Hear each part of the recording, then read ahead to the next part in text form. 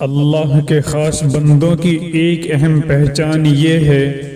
کہ وہ بڑے پاک باز اور عفت مآب ہوتے ہیں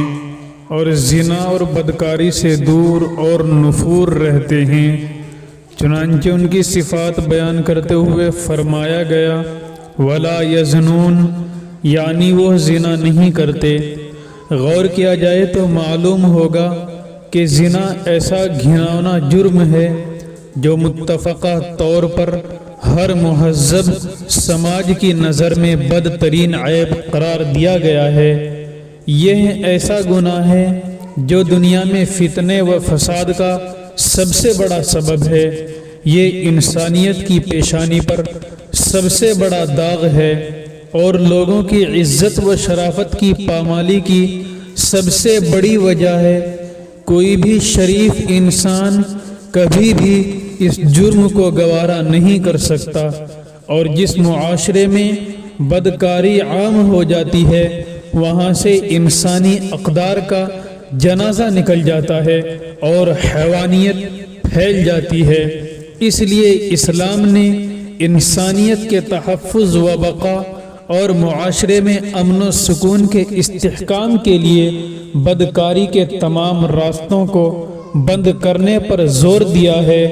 اور عفت و عصمت کی حفاظت کی نہایت تاکید کی ہے۔ چنانچہ اللہ تعالیٰ نے سورہ مؤمنین میں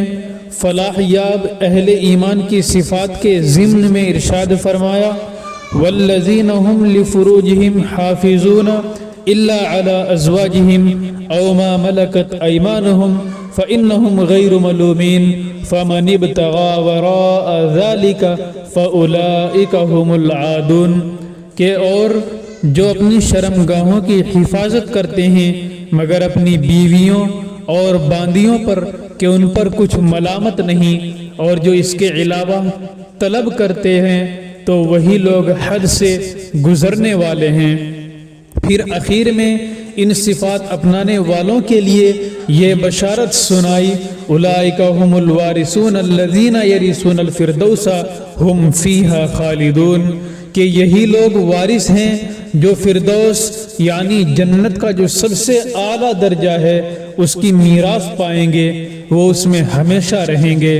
اور سورہ احزاب میں مسلمان مردوں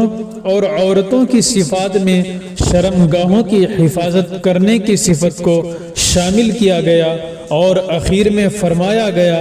اعد اللہ لہم مغفرۃ و اجرا عظیما، کہ اللہ تعالیٰ نے ان کے لیے بخشش اور بڑا اجر تیار کر رکھا ہے۔ اسی طرح سورہ معارج میں بھی سورہ مؤمنون والی صفات بیان کر کے یہ مزدائے جاں فضا سنایا گیا اولئک فی جنات مکرمون، کہ وہی لوگ باغوں میں ہوں گے، عزت کے ساتھ وہاں پر رہیں گے۔ اور سورہ تحریم میں ایمان والی عورتوں کی قدردانی اور تعریف فرماتے ہوئے حضرت مریم علیہ السلام کا جب ذکر فرمایا گیا تو سب سے پہلے ان کی عفت مآبی کو بیان فرمایا۔ چنانچہ ارشاد ہوا وَمَرْيَمَ ابْنَتَ عِمْرَانَ الَّتِي أَحْصَنَتْ فَرْجَهَا فَنَفَخْنَا فِيهِ مِنْ رُوحِنَا وَصَدَّقَتْ بِكَلِمَاتِ رَبِّهَا وَكُتُبِهِ وَكَانَتْ مِنَ الْقَانِتِينَ، اور عمران کی بیٹی مریم جس نے اپنے شرمگاہ کی حفاظت کی، پھر ہم نے اس میں پھونک دی ایک اپنی روح، اور وہ اپنے پروردگار کے کلمات اور اس کی کتابوں کی تصدیق کرتی رہی اور وہ فرما برداروں میں سے تھی۔ ان آیتوں کو پڑھنے سے یقیناً یہ ذہن بنتا ہے کہ انسان کو وقتی حرام لذت میں پڑ کر آخرت کی ان عظیم نعمتوں سے اپنے کو ہرگز محروم نہ کرنا چاہیے، اور یقیناً عقل مندی کا تقاضا یہی ہے کہ آدمی بے حیائی کی باتوں کے قریب بھی نہ جاوے،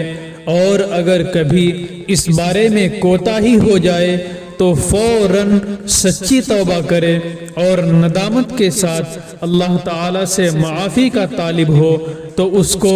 ضرور بخشش سے نوازا جائے گا۔